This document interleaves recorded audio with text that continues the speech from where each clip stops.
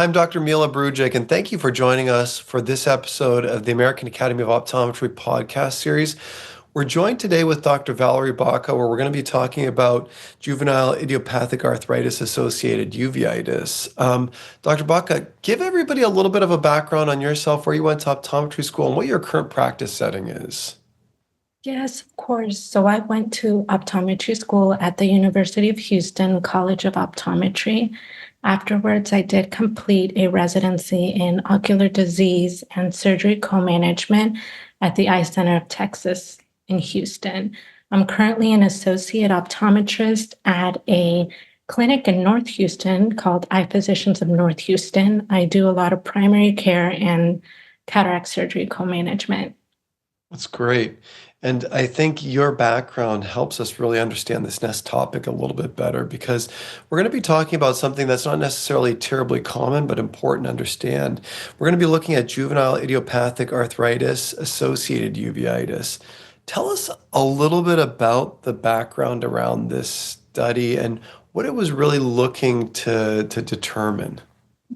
Of course. So whenever we think of treatment and long-term management of uveitis, we often think of a steroid taper and sometimes low-dose steroids long-term to avoid flare-ups.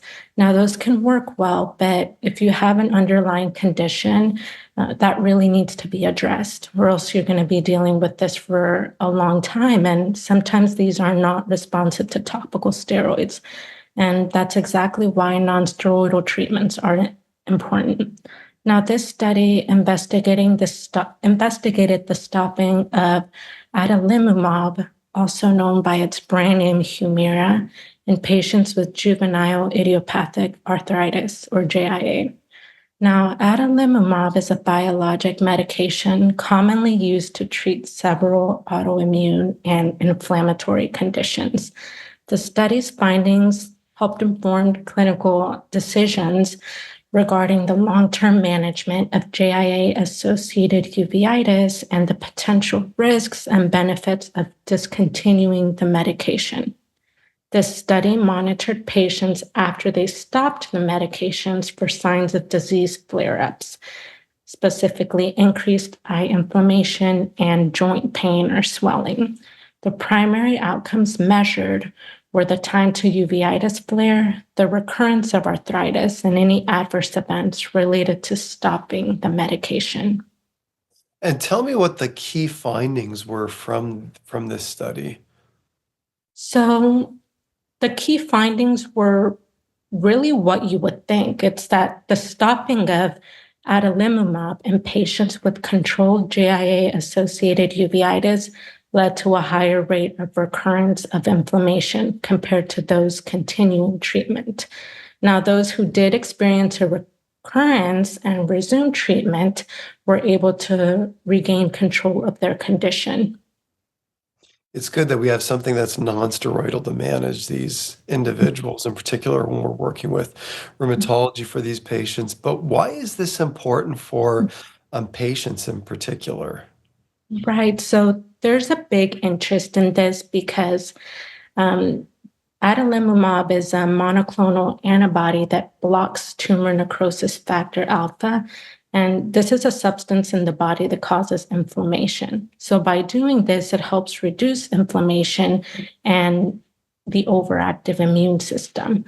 It usually is given as an injection and typically dosed once every 2 weeks, depending on the condition and the patient, of course. Sometimes you're dealing with young kids, so it depends on their, on their weight and the disease. But it's really important because this is an expensive medication and it doesn't come without risks.